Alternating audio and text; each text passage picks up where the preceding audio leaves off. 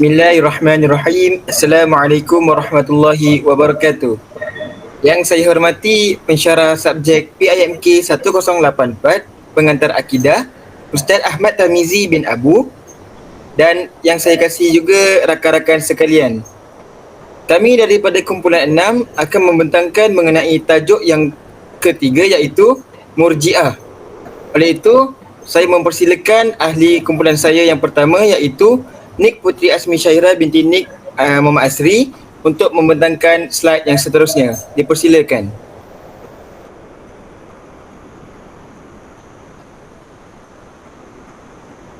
Baik, definisi Murji'ah. Siapakah itu Murji'ah? Murji'ah diambil daripada bahasa irja', iaitu membawa dua pengertian. Takhir, menangguh, iaitu menangguh amalan daripada niat. Contohnya, niat dan solat tapi tidak solat tidak mengapa. Yang kedua, memberi harapan. Contohnya, iman tidak terjejas sekiranya melakukan maksiat. Manakala dari segi istilah pula, Murji'ah ialah golongan yang berkeyakinan bahawa iman itu hanya berbentuk ucapan dan tahap keimanan manusia, malaikat dan para nabi sama sahaja. Menurut mereka, iman tidak bertambah atau berkurang. Sesiapa yang mengakui keimanannya dengan lidah tetapi tidak melaksanakan tanggungjawab agama seperti solat, puasa, menutup aurat dan sebagainya tetap dianggap mukmin beriman di sisi mereka. Manakala menurut pandangan jumhur ulama firaq menyatakan bahawa irja' dari sudut istilah diambil makna dari sudut bahasa, iaitu mengakhirkan atau menangguhkan, seperti yang saya nyatakan tadi. Sufyan Al-Thawri rahimahullah berkata, adapun Murji'ah, mereka menyatakan iman hanyalah ucapan tanpa amal perbuatan. Barang siapa yang bersyahadah la ilaha illallah, maka dia telah sempurna keimanannya. Imannya seperti imannya Jibril dan para malaikat. Meskipun dia membunuh yang diharamkan darahnya, dia tetap dikatakan mukmin. Dan meskipun dia meninggalkan mandi janabah serta tidak solat, mereka juga menghalalkan darah kaum muslimin. Manakala menurut Imam Asy-Syaukani, adapun nama Murji'ah bagi pengertian yang pertama adalah tepat kerana mereka menangguhkan perbuatan daripada niat dan akad, iaitu mengutamakan niat berbanding perbuatan. Adapun pengertian yang kedua juga ialah jelas kerana mereka mengatakan maksiat tidak menjejaskan iman, sebagaimana ketaatan tidak akan memberi manfaat jika disertakan dengan kekufuran. Seterusnya, sejarah perkembangan Murji'ah.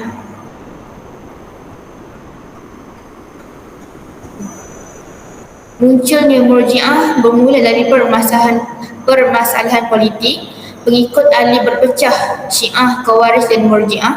Murji'ah membenci perselisihan yang berlaku. Mereka yang enggan mencampuri urusan orang-orang yang berselisih.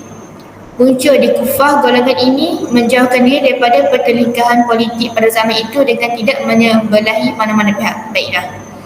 Kelahiran mazhab-mazhab politik dalam Islam adalah berasaskan persoalan-persoalan sekitar masalah kepimpinan, yakni siapakah yang lebih berhak untuk menjadi khalifah pengganti Rasulullah. Sebetulnya masalah tentang pemilihan khalifah ini bermula sejak wafatnya Rasulullah, apalagi apabila baginda sendiri tidak pula menentukan siapakah penggantinya dan bagaimana pula cara pemilihannya. Ini menimbulkan beberapa aliran tertentu seperti golongan Pro Ansar, Pro Quraisy dan Pro Ali bin Abu Talib. Bagaimanapun aliran Pro Quraisy menang, maka naiklah Abu Bakar dan Umar Al-Khattab sebagai khalifah, tetapi aliran Pro Ali terus hidup, cumanya kurang berpengaruh berkat keadilan dan kebijaksanaan kedua-dua khalifah tersebut. Dengan naiknya Uthman bin Affan, barulah aliran Pro Ali hidup kembali Apalagi dilihatnya bahawa Uthman mengamalkan polisi nepotisme, yakni mementingkan keluarga Umayyah sahaja.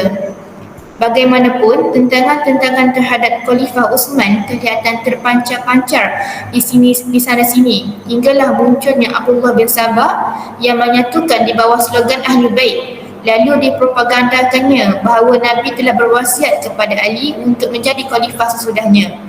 Dan untuk memperkuatkan teorinya, disebarkan pula fahaman ahli ilahi, divine right, bahawa Allah yang berhak menjadi khalifah. Kerana hal itu sudah ditentukan oleh Allah dan Uthman telah merampas hak itu dengan kekerasan. Jadinya, pengasas gerakan pro Ali ialah Abdullah bin Sabah, seorang Yahudi yang memeluk Islam semata-mata untuk meruntuhkannya dari dalam. Tetapi dengan berlakunya peristiwa tahkim tersebut, terpecahlah pengikut-pengikut Ali kepada dua golongan Syiah yang menyokongnya dan golongan Khawarij yang menentangnya. Mengenai puak Syiah, pokok kepercayaan mereka berasaskan kepada fahaman bahawa Ali lah yang lebih berhak menjadi khalifah, sedang Abu Bakar, Umar dan Uthman telah merampas hak tersebut. Maka adalah tugas mereka untuk mengembalikan hak-hak tersebut kepada empunyanya, iaitu keluarga Ali. Adapun pula mengenai puak Khawarij, mereka dulunya adalah penyokong Ali juga, tetapi kerana Ali menerima tahkim, iaitu yang mereka sendiri memaksanya, mereka lalu menentangnya pula. Selain daripada kedua-dua mazhab tersebut, timbul juga mazhab Murji'ah. Di sinilah timbulnya fahaman Murji'ah. Golongan ini timbul setelah mengetahui bahawa Khawarij mengkafirkan Uthman dan Ali serta penyokong-penyokong tahkim. Juga setelah dilihatnya bahawa dalam Syiah juga ada yang mengkafirkan Abu Bakar, Umar, Uthman dan pengikut-pengikut mereka. Setiap golongan dari umat Islam menganggap bahawa mereka sahaja yang benar, sedangkan golongan lain sesat dan kafir. Maka datanglah aliran Murji'ah yang juga mengkompromi semua golongan dan tidak mengkafirkan salah satunya. Bagi mereka, baik Syiah, baik juga Khawarij maupun pengikut-pengikut Umayyah adalah orang-orang mukmin. Ada salahnya, ada benarnya. Mereka tidak menentukan mana yang salah dan mana yang benar. Sebaliknya menyerahkan saja kepada Allah. Sebab itulah mereka digelar Murji'ah, yakni golongan yang menangguhkan atau mengakhirkan persoalan-persoalan sehingga hari pembalasan nanti. Jadi itulah sejarah mulanya perkembangan fahaman Murji'ah. Saya serahkan pula kepada pembentaran seterusnya.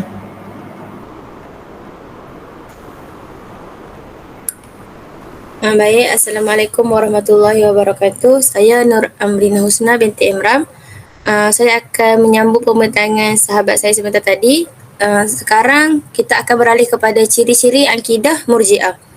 Ciri-ciri akidah Murji'ah terbagi kepada 5. Yang pertama, iman bagi golongan Murji'ah adalah tasdik, iaitu membenarkan di dalam hati sahaja, atau tasdik beserta nutuk, iaitu ikrar dengan lisan sahaja. Adapun amal perbuatan ianya tidak termasuk dalam hakikat iman. Seperti kita tahu, kalau mengikut ahli sunnah wal jamaah, kita perlu kita perlu membenarkan iman ni dengan 3, iaitu membenarkan i'tiqad dengan hati, mengaku dengan lisan dan beramal dengan anggota. Maknanya dia dah mengaku dah dengan lisan, dengan hati, tapi dia tidak mengaku bahawa amal perbuatan itu termasuk dalam hakikat iman. Yang seterusnya, iman tidak bertambah dan tidak juga berkurang. Kerana mereka menganggap imam ni taraf dia sama sahaja. Yang ketiga, pelaku maksiat namun mempunyai keimanan yang sempurna tidak akan dimasukkan ke dalam neraka. Yang ni saya akan terangkan pada slide seterusnya. Yang keempat, kufur terhadap Allah itu adalah jahil terhadapnya. Kerana golongan ini, keimanan itu ma'rifah, iaitu pengetahuan. Kufur terhadap Allah itu adalah jahil terhadapnya. Okey, maksud kat sini kata bila kufur tu adalah adalah orang yang tidak mempercayai Allah. Bagi orang golongan Murji'ah ni, dia mengatakan orang yang kufur ni adalah orang yang tidak mempercayai Allah. Contoh kalau dia tidak mengetahui tentang Allah. Kalau dia mengetahui tentang Allah, so dia dikira sebagai orang yang beriman sebab dia mengetahui. Dan yang terakhir, sebahagian Murji'ah mengatakan bahawa setiap yang bermaksiat kepada Allah Subhanahu Wa Taala, dosa tersebut adalah dosa besar. Okey, slide seterusnya. Asas-asas mazhab Murji'ah. Mazhab Murji'ah ni dia terbahagi kepada dua, iaitu mazhab Murji'ah yang terbahagi kepada dua. Yang pertama mazhab yang moderate, atau yang kedua pula adalah mazhab ekstrim. Mazhab Murji'ah sangat maju dan subur pada zaman dinasti Umayyah. Aliran ini bersifat neutral dan tidak memusuhi pemerintahan yang sah. Mazhab ini muncul di Damsyik, Syria pada akhir abad Hijriah dan berkembang kerana idea irja' atau arja' yang dikembangkan oleh sebahagian sahabat. Sebagai sebuah mazhab yang berdiri sendiri, ajaran Murji'ah moden dan ekstrim telah lenyap dan tidak ditemui lagi. Namun sebahagian umat Islam masih menjalankan ajaran yang melampau dan mereka tidak sedar bahawa ajaran yang diamalkan itu adalah ajaran Murji'ah. Contohnya adalah orang yang berdosa. Ini contoh mazhab Murji'ah punya kandungan lah. Yang bagi moden punya, orang yang berdosa besar tidak menjadi kafir dan tidak kekal dalam neraka, tetapi akan dihukum di neraka sesuai dengan besarnya dosa yang dilakukan. Ada kemungkinan Tuhan akan mengampuni dosanya dan oleh kerana itu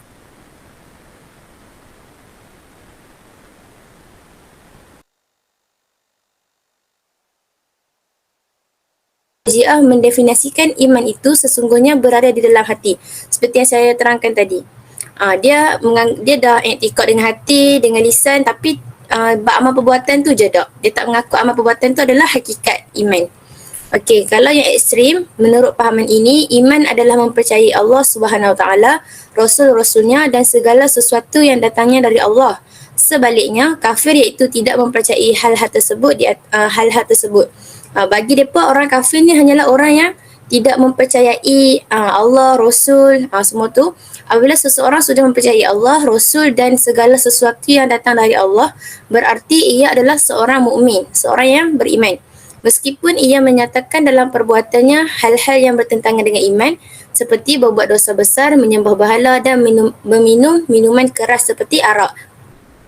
Golongan ini juga meyakini bahawa syurga dan neraka itu tidak abadi kerana keabadian hanya bagi Allah Subhanahu Wa Taala semata-mata. Maknanya ada beberapa perkara sam'iyat yang golongan Murji'ah ni nafikan. Seterusnya, orang Islam yang percaya kepada Tuhan dan kemudian menyatakan kekufuran secara lisan tidak menjadi kafir kerana iman dan kufur tempatnya hanyalah dalam hati, bukan dalam bahagian lain dalam tubuh manusia. Maknanya kat sini, kalau dia kata dia tu kufur secara lisan ataupun tiba-tiba dia kata dia tidak mempercayai Tuhan, dalam konsep golongan Murji'ah, dia akan mengatakan orang tersebut belum lagi kafir, belum lagi kufur kerana kebenaran iman tu hanyalah dalam hati. Okey. Ada beberapa pendapat seperti Yunusiyah. Yunusiyah ni berpendapat bahawa perbuatan maksiat atau melakukan perbuatan jahat tidak akan merosakkan iman seseorang kerana iman hanyalah mengetahui Tuhan saja. Seperti yang kita belajar, awaluddin ma'rifatullah. Jadi dia mengetahui tentang Tuhan. Iman menurut Yunusiyah memiliki 4 unsur, iaitu mengetahui bahawa Tuhan ada, tunduk patuh kepadanya, tidak menyombongkan diri kepadanya dan mencintai Allah di dalam hatinya. Jadi dia menetapkan keimanan tu kepada Allah tu memang dia letak. Cumanya jika keempat unsur ini dimiliki oleh seseorang di hatinya, berarti dia tetap mukmin. Maksudnya kalau dia buat salah pun, kalau benda tu contohnya macam tadi, dia kufur melalui lisan tapi tidak melalui hati, so dia tetap dikira sebagai seorang mukmin bagi golongan Murji'ah ni.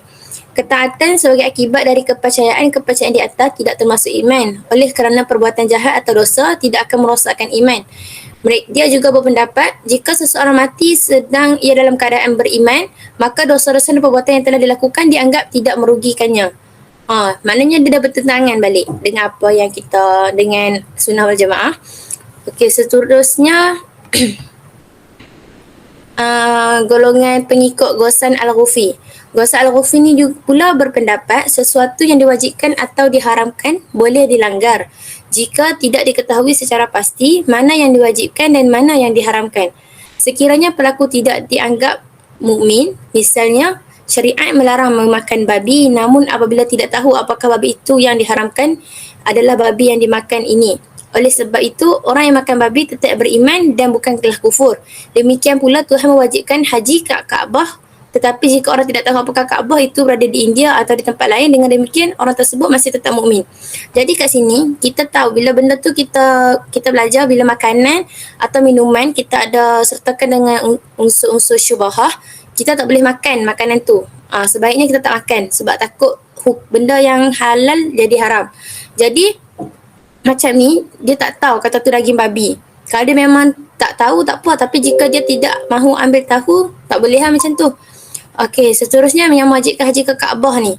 Dia cakap kalau tak tahu dekat mana masih tetap mukmin. Sepatutnya bila kita menjadi seorang orang yang beriman lah, bila kita orang yang beriman, mesti kita tahu dekat mana Kaabah, sebab kita ni mesti kita nak buat haji kan, sebab rukun menunaikan haji tu ada dalam rukun kita.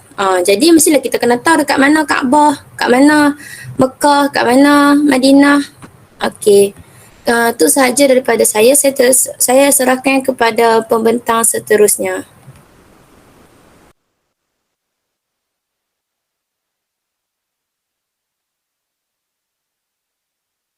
Saya akan membentangkan mengenai doktrin mazhab Murji'ah.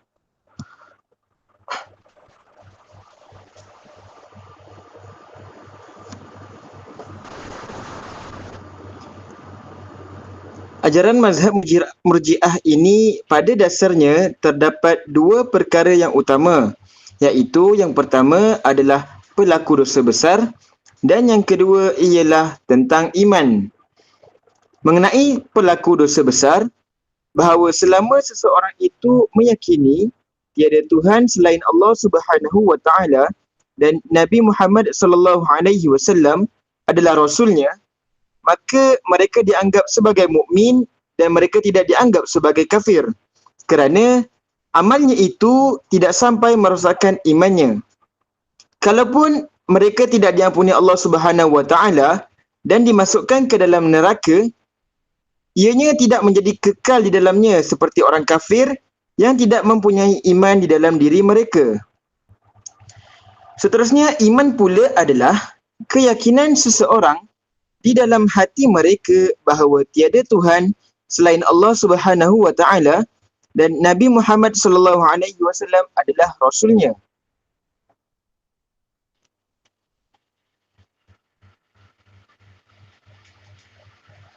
Seterusnya saya akan membentangkan mengenai beberapa pandangan yang mengenai Murji'ah, iaitu pandangan yang pertama daripada Harun Nasution.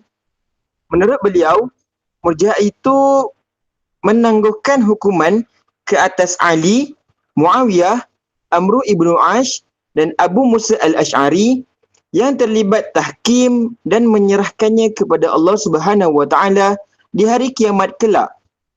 Yang kedua, menyerahkan keputusan kepada Allah Subhanahu wa taala atas orang muslim yang berdosa besar. Yang ketiga, mendahulukan kepentingan iman seseorang itu daripada amal mereka. Dan yang keempat, memberikan pengharapan kepada muslim yang berdosa besar untuk memperoleh keampunan dan rahmat dari Allah Subhanahu wa taala. Seterusnya, menurut W. Montgomery Watt, menurut beliau, Murji'ah ini penangguhan keputusan terhadap Ali dan Muawiyah hingga Allah memutuskannya di akhirat kelak. Yang kedua, penangguhan Ali untuk menduduki tempat yang keempat dalam peringkat Khulafa Ar-Rasyidin. Dan yang ketiga, pemberian harapan terhadap orang muslim yang berdosa besar untuk memperoleh keampunan dan rahmat dari Allah Subhanahu wa taala.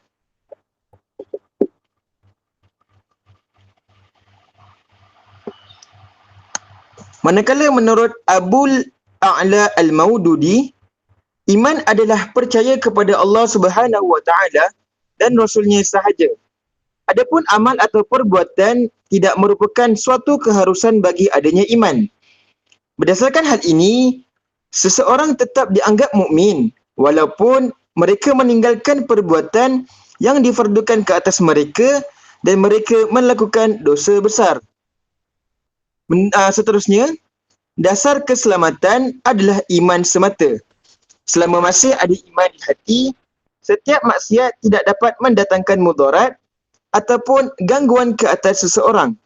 Untuk mendapat keampunan, manusia cukup hanya dengan menjauhkan diri daripada perkara syirik dan mati dalam keadaan akidah tauhid.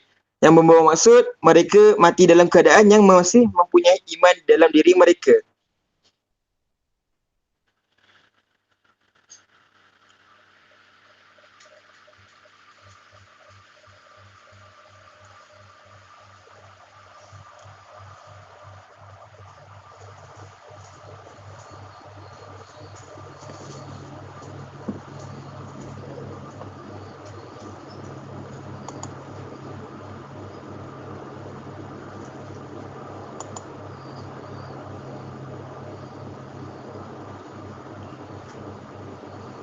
Sekian saja daripada kami kumpulan 6.